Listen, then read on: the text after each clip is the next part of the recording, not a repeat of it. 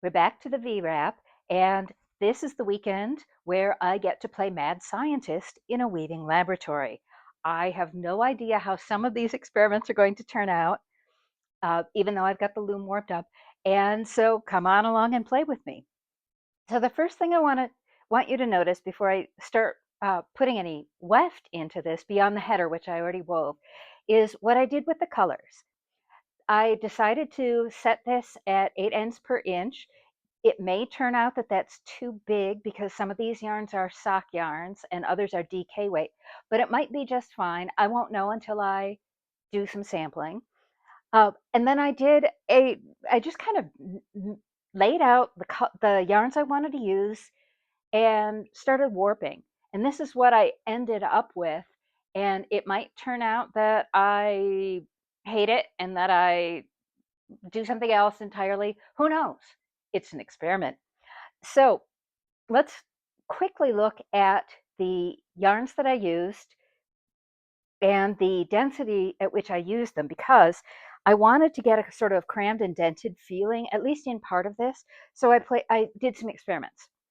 So over here, I have got at the very end here, the left end, I've got 36 ends of hand spun silk noil yarn. And it is variable. It's quite variable in its weight, as we will see. And it comes in, I'm going to say around a DK weight-ish, but it varies, as I said. Then I'm using up some fingering weight yarn from my first V-shaped wrap, and I've got 12 ends of this hand-dyed fingering weight sock yarn, fish in a colorway called Fishbowl, which I fell in love with when I first saw it, and I still love it now. And I hope that I can get some more someday. Then I threw in just 4 ends of, I think this is a Sweet Georgia yarn in a color called Gold Mine. And I want you to notice something else before I keep going. This gold is a tonal. This fish pond is a speckled and variegated. This silk noil is a tonal. Then we get back to a narrow section of commercial yarns, and I've got 11 ends of unique, and I think it's fingering weight. No, it's DK weight, unique DK mercerized cotton in a variegated colorway. And in fact, I want to show you what this yarn looks like in the cake, because you can see that while these outer ends are what you might think of as a more traditional blue, a blue, they vary into green blues and paler blues in the middle. And I have no idea how these color changes play out along the length of the warp. That's part of the experiment here. Then I've got a big section, 40 ends of bijou basins. Oh, I should have grabbed these tags before I started, right? Here it is.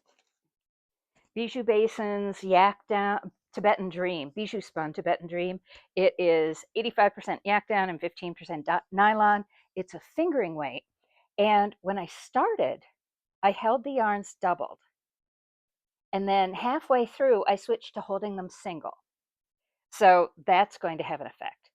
And then this last, and this is also a lightly variegated. It's not nearly as wild variegated as the unique or the fish pond. And then lastly, I ended up on the right end, the right selvage, with 16 ends of my hand spun and hand dyed New Zealand Polworth. It is slightly tonal in color, but more solid than not. So these are the colors that I've chosen to play with. And as you can see, I did try for a ish 3 parts dark, 2 parts medium, 1 part light uh, order or division in these 3 sets of colors. So now it's time to see what's going to happen when I start to add in the next variable, and the next variable is the weft colors. Oh, and before we go to the weft colors, let's take a look at my weaving plan. So as you may recall, this wrap will have 1 long end, 1 short end, and then I'm going to try and do a diamond in the middle. So I decided that whatever else I do, I am going to want to weave this diamond. So imagine that these are all warp ends. And so the warp ends will be coming this way. I want to weave some of the weft ends to replicate the warp pattern in terms of color and yarn. And that will give this diamond a balanced look when it's connected to these two short ends. Something else to point out, and this is why I needed to write down exactly what my warping sequence of colors was, so I didn't do that wrong when I get to that. So what I've chosen to do is to, as I start, once I've decided on my final weft colors, also keep in mind, there's no rule that says this panel has to have the same weft color as this panel. It will, because I believe all these colors work together so well, it will all end up working. And in fact, having this be one color of weft and this or pattern of weft and this a different one could be really cool. So as I weave, obviously I can't weave this into a V. I'm going to weave it in a long strip. I'm going to start with my long panel because, as usual, Deb's playing yarn chicken again, and I don't have enough of any one weft color to weave the entire thing. So I'm going to do this long panel, and I'm going to start at this edge so that some of my loom waste can become fringe. Then I'm going to weave my diamond because I don't need any fringe here and here. I'm actually going to bind those edges off. And then I will weave the short panel from here up to here with this being fringe that's made, again, out of the loom waste. So that's the plan for now anyway. So let's get started weaving. And I'm going to start with, honestly, the most boring choices possible, which is to say a white weft for a little distance and then a black weft, just to basically to rule them out. I am reasonably certain that the white's not going to work, but you seriously never know until you try. So what I've got here is just, this is Knit Picks Bare Felici sock yarn. So it's natural white, and I should have done this before I got on camera, but I never think of these things. I'm just going to wind a couple of, so what I want to do is weave at least an inch, just to see how things go. And there's my scissors getting caught, and there's my ball coming to pieces. So we're calling this ready to rock and roll. And forgive me if I knock the camera while I'm weaving. This is kind of an awkward space to weave this in, and it's definitely an awkward place to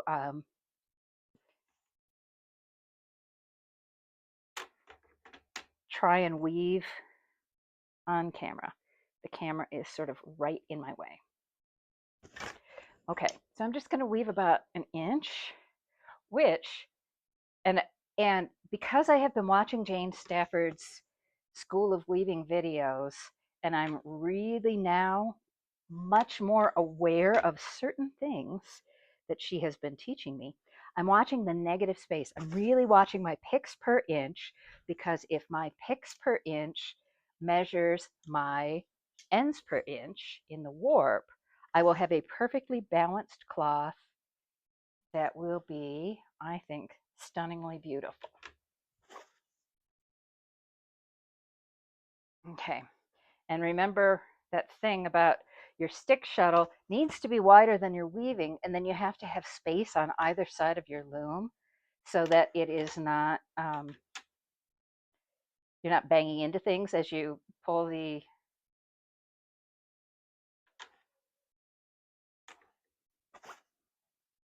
shuttle in and out of the shed. Well, that's where the camera is. Okay, so as I said, I'm paying attention to my negative space as well as I can.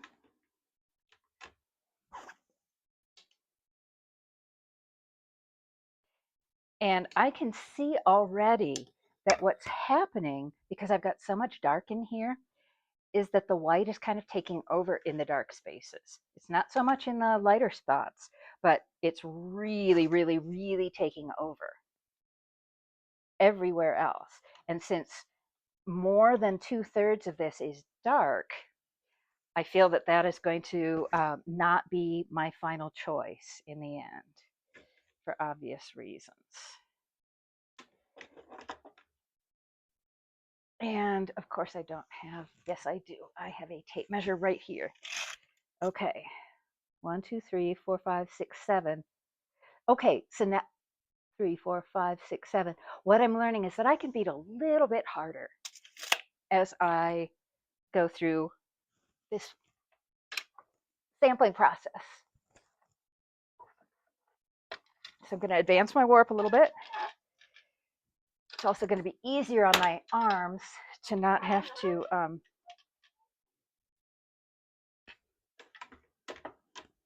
reach so far.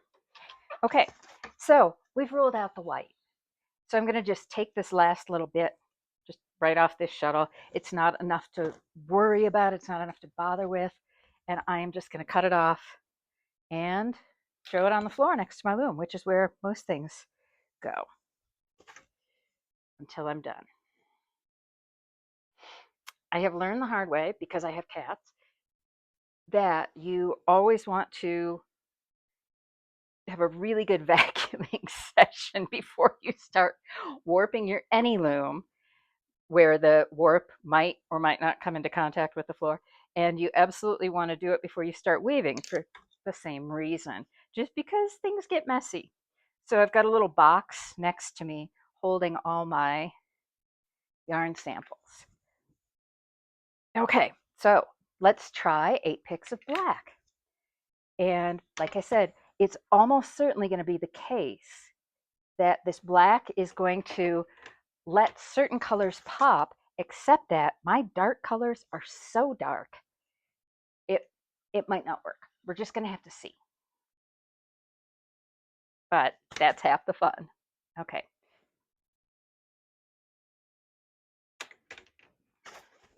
Tuck in my tail, because it's good. It's a good habit. And I'm just tucking it in about an inch. And I'm going for it.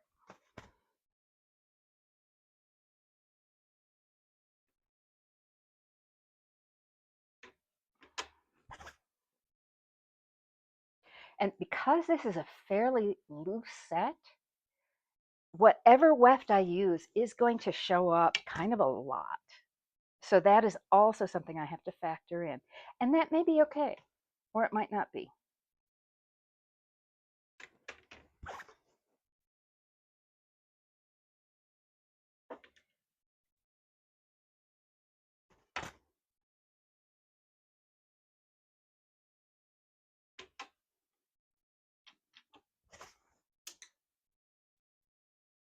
And I've been whizzing away with a boat shuttle on my floor loom.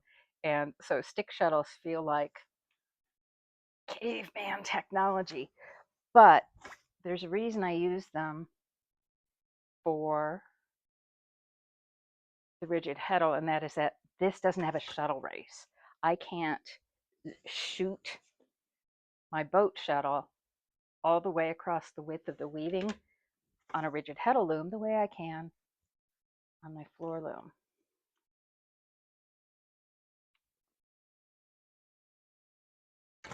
However, these particular shuttles are also a little longer than they really need to be for this project. Okay, so when we come back, we'll take a look and see how this plays out.